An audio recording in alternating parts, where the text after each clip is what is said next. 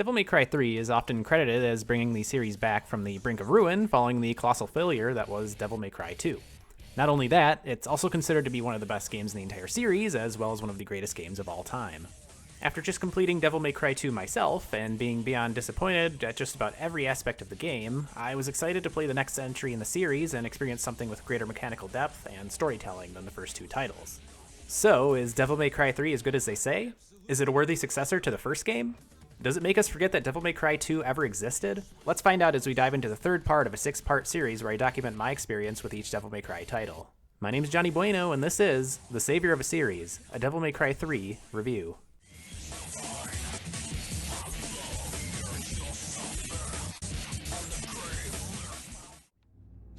Well, if you want to use the bathroom, help yourself. The toilet's in the back. Devil May Cry 3 puts you in the shoes of a younger, sassier Dante, whose mission is to work his way up a big spooky tower to beat the crap out of his twin brother in blue, Virgil. With the help of his trusty butler priest Arkham, Virgil aims to merge the demon and human worlds together in a quest to seek greater power. That really just scratches the surface of Devil May Cry 3's plot, which, in my opinion, is vastly improved over the previous two titles. This time, we're given a much more coherent plot, well-built-up villains, and overall likable characters that give us a clear idea as to why they are doing what they're doing in the story. Dante is initially spurred on by his brotherhood rivalry with Virgil, whereas Virgil has slightly more evil intentions and is willing to use others for his personal gain. Lady, the quintessential female sidekick newcomer, has a vendetta against Arkham for his past misdeeds, and Arkham, without giving too much away, has a much greater plan in mind. This is the first time the series has truly had compelling characters and motives, and I absolutely love that about Devil May Cry 3. Characters, aside from Dante, felt way too one-dimensional in previous titles. Now, characters are more fleshed out with a tight dynamic between the four of them that kept me invested in a way that Devil May Cry 1 and 2 did not. One aspect of the story and setting that stood out to me right away was how everything felt like a true successor to Devil May Cry 1. Obviously, as a prequel, the game is required to fill in some blanks as to how Dante found himself situated in the first game. But it went deeper than that. Most of the game takes place within the spooky tower known as the Temen Nigru, which in a lot of ways is reminiscent of the castle on Malay Island from Devil May Cry 1. Tight corridors, underground caverns, and gothic vibes make a return from the first game, now with much more verticality as you work your way up the tower, and thankfully, there isn't much reminiscent to Devil May Cry 2's bland, empty level design. My one complaint about the setting is that there's a fair amount of backtracking, and you'll be revisiting most of the same areas later in the game that you've already been through, although with a few twists this time. Also, a quick shout out to the voice acting, which is a huge step forward from the previous two games, even if it's still a little corny at times. You sure know how to throw a party. No food, no drinks, and the only babe just left. My sincerest apology, brother. You poor thing. Didn't your mother ever teach you how to use a door? Devil May Cry 3 continues with the same mission-based game structure, where you're graded at the end of each mission based on how spicy your combos were, how many red orbs you collected, how fast you completed the level, and how many items were used.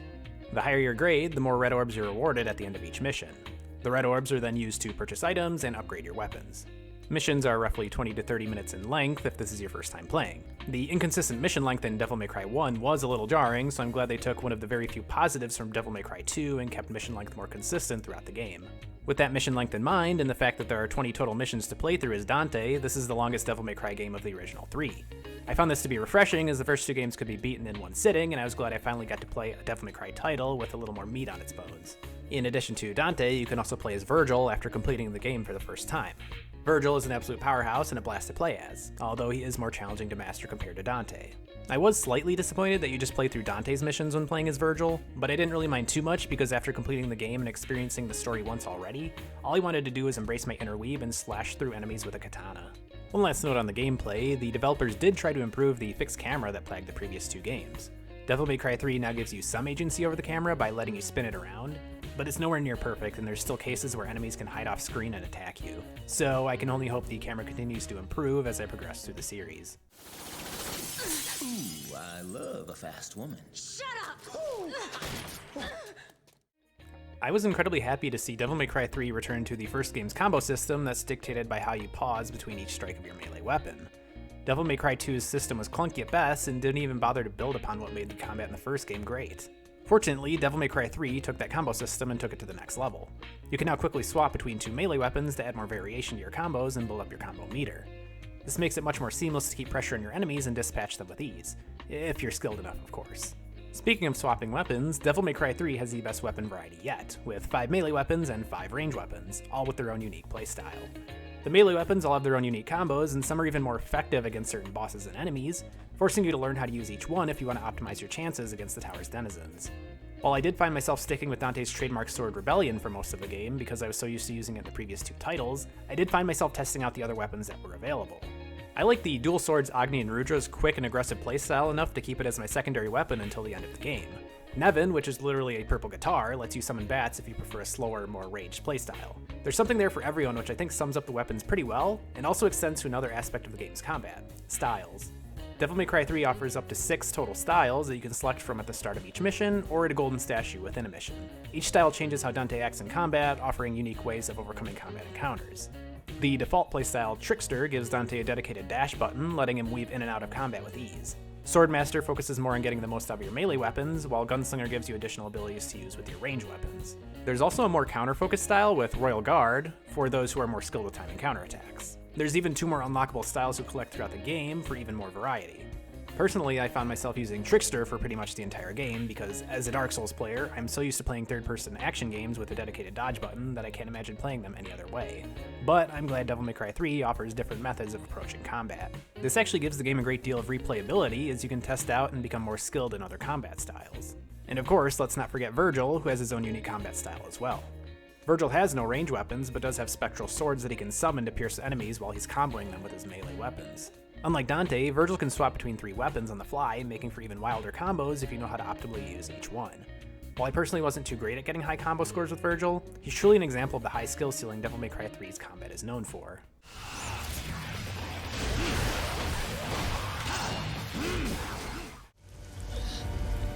Foolishness, Dante. Foolishness. One absolute breath of fresh air for me was Devil May Cry 3's enemy design. The enemies encountered in this game are unique and require some level of thinking as to how you can defeat them in the most optimal way. I had just completed Devil May Cry 2 before playing this game, where literally every enemy can be easily dispatched by spamming range weapons. Needless to say, this was incredibly boring and left a sour taste in my mouth. With Devil May Cry 3, enemies won't simply crumble to range weapon spam and require you to identify and exploit some sort of weakness. One great example of this are the chest piece enemies you'll find throughout the tower. When they glow red, they're going to launch an attack, and when they glow blue, you're free to attack. It's a very simple example, but it forces you to pay attention to how you time your attacks and gives you a clear sign of when to back away. It can get more hectic when you encounter them in groups, though, and you'll even run into a few different types of chess pieces with different abilities. But the red and blue design remains the same for all of them. I actually really like this. The game gives you a simple concept for defeating this type of enemy, but gradually throws more complex variations at you over time, forcing you to take what you already know and adapt it to stronger chess piece variants.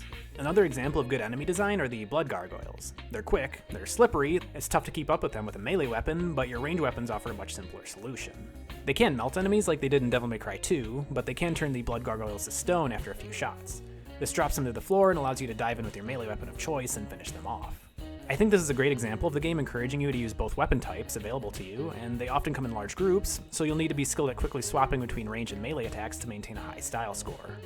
There's also enemies like the Dullahan, who have the only vulnerable from behind trope seen in many other games. But I think even a simple concept like this is well implemented because they actually seem quite adamant about not letting you behind them, adding some level of challenge to the encounter.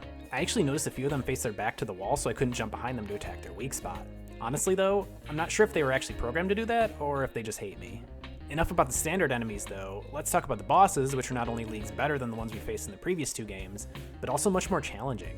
I actually found myself dying to Devil May Cry 3's bosses several times, but if there's one thing that playing the Dark Souls series has taught me, it's that dying is just part of the learning experience. It does take some time to identify their weakness and figure out how to overcome them. This is compounded by the fact that some of the bosses have multiple phases and get even more challenging as the fight progresses. A great example of this is the game's first major boss and barrier to entry, Cerberus. This boss is truly a test of whether you can handle Devil May Cry 3's combat or not. I probably died well over 10 times, but I had a lot of fun along the way figuring out how to best overcome this 3-headed boy. As he's covered in a layer of ice, you'll need to chip through it before you can actually deal damage to him, and that's where your ranged weapons come in handy, as it breaks the ice faster. Once the ice is broken, his heads are vulnerable to your attacks, but there's a little more to the fight than that. If you attack his legs enough times, he'll slump over and be stunned for a few seconds, letting you get several free hits in before he recovers. Once he hits his second phase, he'll get more aggressive and start lunging at you. giving you less opportunities for attack and forcing you to stay on your toes. I love the overall progression of this fight and how it gave me a good sign of how future bosses are going to go. You'll get rewarded for your aggression, but the bosses are going to make you sweat more and more as you chip away at their health bar. I feel like I can't talk about the amazing boss fights in this game without mentioning Virgil.